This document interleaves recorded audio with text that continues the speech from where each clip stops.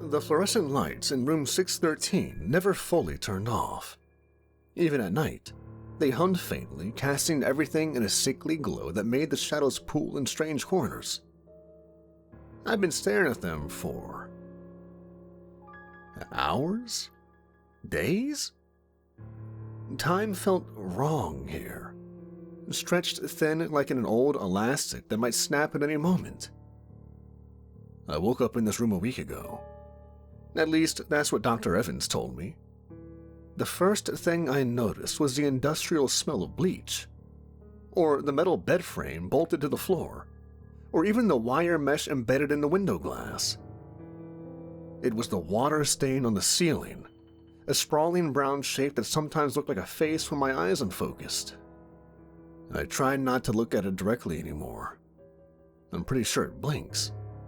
And sometimes, when I stare at it too long, the ceiling seems to stretch upwards. The room expanded into a vast, empty space with no walls and no end. But then I blink, and it's just a room again, small and suffocating. They say my name is John. Just John. Like I'm some unclaimed thing that washed up on a shore. Dr. Evans told me this during our first session, his wire-rimmed glasses catching the light in a way that made his eyes disappear completely. "You've experienced a traumatic event," he said, writing something in that leather-bound notebook he always carries. "A break from reality. We're here to help you piece things back together." But what pieces? My mind feels like an empty room, echoing with footsteps that might be memories. Or maybe it's the footsteps of someone outside my door pacing back and forth, their rhythm as erratic as the beat of my own anxious heart. Every session starts the same way. "Do you know why you're here, John?" And every time I shake my head watching his pen scratch across the page, they won't tell me. Not Dr. Evans, not the nurses with their too tight smiles, not even the orderly who brings my medication 3 times a day. "You'll remember when you're ready," they say. But ready for what? What could be so terrible that they'd rather let me sit here drowning in questions than just tell me the truth? The medication comes like clockwork. Yellow pills in the morning that taste like chalk and make everything feel slightly off-center. I arrange them on the bedside table before swallowing them. 3 in a perfect triangle. No more, no less. The blue ones at lunch turn the world underwater, and I have to count the bubbles that rise to the surface, making sure they're always an odd number. White ones at night that are supposed to help me sleep, but only seem to make dreams more vivid. Dr. Evans says they'll help clear my mind, help me remember who I am. But lately, I'm not so sure I want to remember. Something about the pills bothers me. Yesterday morning, I noticed dark veins spreading from my fingers up my arm after taking the yellow ones. When I showed the nurse, she said my arm looked perfectly normal. But I can still see them, pulsing beneath my skin like black worms burrowing deeper, forming intricate patterns that are perfectly symmetrical. The ward itself is what you'd expect from a psychiatric hospital in the 1960s. Long corridors with flickering lights, a common room where patients gather during the day, and the constant smell of industrial cleaner that never quite masks something underneath. Something metallic. Sometimes I catch myself thinking it smells like copper, like blood. There are other patients here, of course. Mrs. Albright sits in the corner of the common room, her gnarled fingers working endlessly at her knitting. Click, click, click. The nurses say she hasn't spoken in years. Just sits there with those milky eyes fixed on nothing. But sometimes, when I walk past, I catch her staring at me. A flicker of recognition in her gaze that sends chills down my spine. Emily paces the halls, having conversations with empty chairs, her voice a high-pitched sing-song that sets my teeth on edge. Miss Davis, the former professor, thinks she's Marie Antoinette. They're all lost in their own private hells, just like me, but at least they know why they're here. The dreams started on my third night. Just fragments at first. Flashes of images and sensation that slipped away when I tried to focus on them. A kitchen with white tiles, fluorescent lights buzzing overhead, something red spreading across the floor. I'd wake up drenched in sweat, the sheets tangled around my legs like restraints. In the dreams, my hands are never empty. They hold a knife, a glint of silver in the harsh light, and the blade is always dripping, always perfectly clean. That's when I started noticing things.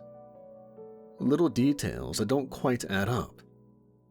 Like how the number on my door sometimes reads 614 when I'm sure it was 613 the day before. Or how the emergency lights in the hallway cast shadows in impossible directions.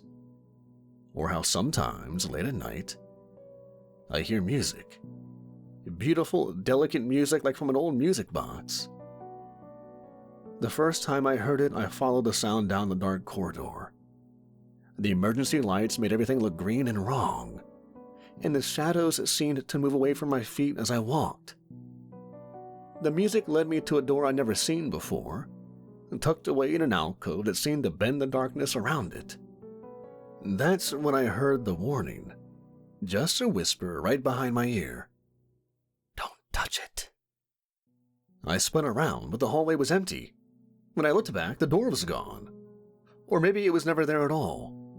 Maybe it was just a trick of the light, a figment of my fractured mind. That's when the headaches started. Not normal headaches. These feel like something writhing behind my eyes, pressing against them from the inside. The pain comes in waves, each one bringing flashes of something. A kitchen knife catching fluorescent light, red droplets hitting white tile, the coppery taste of blood in my mouth that won't go away no matter how many times I rinse. And with each wave of pain, the walls of the ward seem to dissolve. The faces of the other patients morphing into grotesque masks, their voices a cacophony of screams and whispers. I tried telling Dr. Evans about it during our morning session. His pen stopped moving across the page just for a moment. Just long enough to make me wonder what he wasn't telling me. The light caught his glasses again, turning them into mirrors, and for a split second, I swear I saw something moving in their reflection. Something that wasn't in the room with us. The medications may take time to fully stabilize your perceptions, he said carefully, adjusting those reflective glasses. Just try to focus on what you know is real. But how can I know what's real when my own body feels like it's betraying me? The black veins have spread past my elbows now, a web of darkness pulsing beneath my skin. Sometimes I catch them moving when I'm not looking directly at them, like they're trying to reach something or escape something. And when I touch them, they writhe beneath my fingertips as if trying to break free. Last night, I woke up to find my sheets soaked through, not with sweat, but with blood. But when I turned on the light, it was gone. Just like the door, just like the veins whenever anyone else looks at them. Just like Emily, who disappeared 3 days ago. No one else seems to remember Emily. When I asked about her, the nurse looked at me strangely. "Who's Emily?" she said, checking my chart. But I remember her. I remember her conversations with empty chairs. I remember how those chairs were always cold. And I remember the sounds she made the night she disappeared. Not quite a scream. More like the noise a music box makes when you wind it too tight. The music box. I keep hearing it at night. Its melody getting clearer, more insistent. Sometimes I catch myself humming along to a tune I shouldn't know. The other day, I found myself arranging my pills in perfect geometric patterns on my bedside table. Just like the limbs of the woman in my dream. Her arms outstretched, her legs bent at precise angles, her head tilted just so. Perfect. That's when I started going to the library. It's small, just a few shelves of medical texts and outdated magazines, but it's quiet and the nurses rarely check on you there. At first, I was just trying to stay awake, to avoid the dreams that kept getting more and more vivid, more real.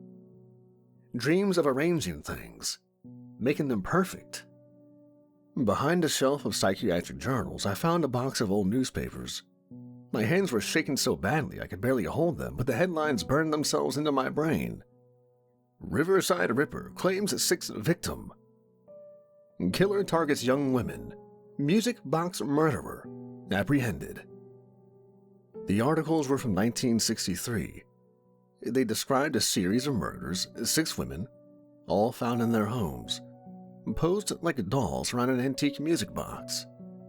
The killer had arranged them carefully, washing away the blood, dressing them in clean clothes, positioning their faces into serene, almost blissful smiles. In each case, the music box was found playing the same tune, a haunting, childlike melody that seemed to linger in the air long after the music box itself had fallen silent. The same tune I hear every night. The last article included a photograph of the music box, ornate brass and dark wood, with delicate filigree around its edges. I recognized it instantly, though I couldn't say from where. Maybe from my dreams, maybe from somewhere else. A cold dread crept over me, a feeling of recognition that chilled me to the bone. When I went to put the papers back, I noticed something dark seeping from behind the wall panel. At first, I thought it was just water damage, but when I touched it, my fingers came away sticky. Red. The panel shifted under my hand, revealing a narrow space behind it. Inside was a notebook. Not Dr. Evans's leather-bound one, this was older. The pages yellow and brittle. The handwriting inside looked like mine, but the dates were from 1963. Entry after entry describing the most perfect arrangements, the most beautiful smiles, the most wonderful music. July 14th. The music guided my hands. She was so much more beautiful this way. At peace, finally. August 2nd.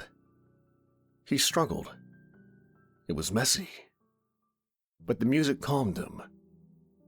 They all find peace eventually.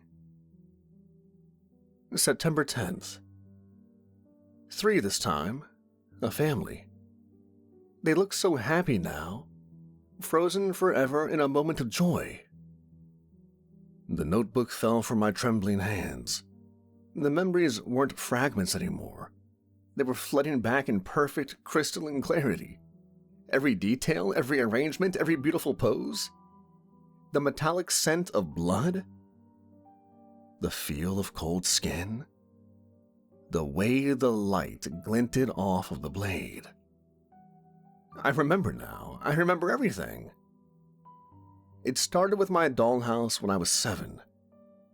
Everything had to be just so. The tiny furniture arranged at perfect right angles. The little family posed in flawless tableaus. Mother in the kitchen, father in the study, children at the table.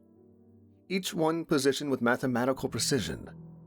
If anyone moved them, even slightly, I'd feel this tightness in my chest. The unbearable wrongness that wouldn't go away until everything was perfect again. As I got older, the need for perfection grew. My room was immaculate. Books arranged by height and color, hangers exactly 1 inch apart, bed corners folded at precise 45-degree angles. The world outside was chaos. But in my space, everything was perfect. Everything was controlled. The first one wasn't planned. She was my roommate, and she was so messy. Dishes left in the sink, clothes strewn about, picture frames hanging crooked. I tried to fix things while she slept. But she always ruined it. Always brought chaos back into my perfect order. The music box was playing that night. My grandmother's antique box that I'd wound up to help me sleep. Such a pretty tune. When I saw my roommate's body sprawled at such an ugly angle, I knew what I had to do. I arranged her perfectly, each limb at exactly the right angle, expression peaceful, serene, beautiful. The music box played while I worked, its melody guiding my hands. After that, I couldn't stop seeing the imperfection everywhere. All those people living their chaotic, asymmetrical lives. But I could fix them. I could make them perfect, just like me. The realization hit me like a physical blow. I stumbled back, gasping for air. The library seemed to tilt and sway around me, the books on the shelves blurring into indistinct shapes. The music box melody echoed in my ears, growing louder and more insistent. And suddenly a hand clamped down on my shoulder. I whirled around to find Dr. Evans standing behind me, his face pale and drawn. "John," he said, his voice low and urgent. "We need to talk." Dr. Evans's grip on my shoulder tightened as the room seemed to ripple around me. The library's shelves flickered like static on a broken screen, and for a moment, I felt like I was falling. But not in my body. It was a deeper kind of disorientation. Like my mind had been peeled back layer by layer, leaving nothing but raw nerves. "I remember now," I whispered, the words feeling foreign in my mouth. "I killed them. I killed all of them." Dr. Evans nodded slowly, his glasses catching the light in that unnerving way that erased his eyes. "Yes, John, you did. And we've been trying to help you see that for a very long time." The library dissolved in an instant. No slow fade, no gradual dimming. Just a blink and it was gone. I was in a concrete room, stark, cold, and brutally real. The walls were bare, save for the faint scratches I'd apparently carved into the surface over the years. Tiny music notes etched in jagged lines. My breath caught as I looked down at my hands. The black veins were gone, the pulsating patterns replaced by pale skin marred with faint scars and calluses. I was wearing a prison jumpsuit, bright orange and stiff against my skin. Across from me, Dr. Evans, if that was even his name, sat on a metal stool, a thick folder resting on his lap. There was no notebook, no pen, no wire-rimmed glasses. Just a clipboard and a tired, resigned expression on his face. Where's room 613? I croaked, the words clawing their way out of my throat. Dr. Evans didn't answer immediately. Instead, he opened the folder, pulling out a black and white photograph and sliding it across the table. I didn't want to look, but I couldn't help myself. The photo showed a body, posed on the ground in a grotesque tableau. Arms and legs bent into inhuman designs. Her face was serene. Her lips curved into a faint, unnatural smile. A music box sat beside her, its lid open, though I couldn't hear its melody anymore.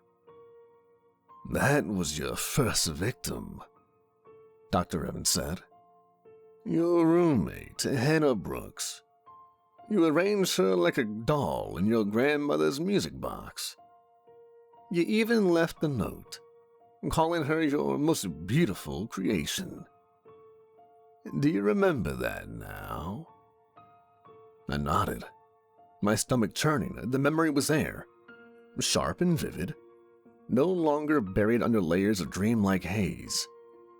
But the room still felt wrong, as if the walls themselves were mocking me. "And the others?" I asked, my voice barely a whisper. Dr. Evans sighed, sliding more photos across the table. Each one was worse than the last. A woman on her kitchen floor, limbs outstretched. A man in his living room, his face turned toward the camera with a blissful smile painted on his lips. A family of 3 arranged around a dining table, their lifeless bodies posed as if mid-conversation. "You called it art," Dr. Evans said, his voice heavy. "The newspapers called you the music box murderer. Do you remember what you told the judge of your trial?" I shook my head, tears burning at the corners of my eyes. I didn't want to know. I didn't want to remember. "You told the court you weren't guilty because they weren't dead to you. You said they were perfect now, that you'd brought them peace. The jury didn't agree." He leaned forward, his expression hardening. "That was 12 years ago, John. And no matter how many realities your mind invents to protect you, the truth doesn't change. You're not in room 613. You're in solitary confinement awaiting execution." My pulse roared in my ears, the words hitting me like a physical blow. "No, that's not possible. I was in the hospital. There were other patients. Emily, Mrs. Albright, the music box." "None of it was real," Dr. Evans interrupted, his voice cold now. "You've been living inside your own mind, creating scenarios to avoid facing what you did. The hospital was a construct, a way for you to pretend you were the victim. But the truth is, you're here, on death row, and your execution is scheduled for tomorrow morning." I staggered back in my chair, the metal scraping loudly against the concrete floor. "No, I don't believe you," I said again, my voice rising. Dr. Evans stood, tucking the folder under his arm. "You ain't gotta believe me, John. The clock don't care if you accept reality or not."